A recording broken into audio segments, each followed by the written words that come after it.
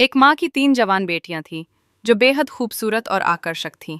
उनकी सुंदरता को देखकर हर कोई मोहित हो जाता था।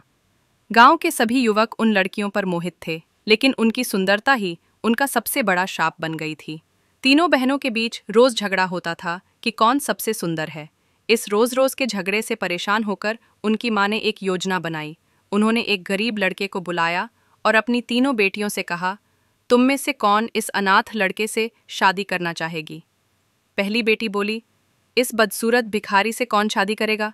दूसरी बेटी बोली, माँ क्या तुम पागल हो गई हो? मैं तो किसी अमीर लड़के से शादी करूंगी।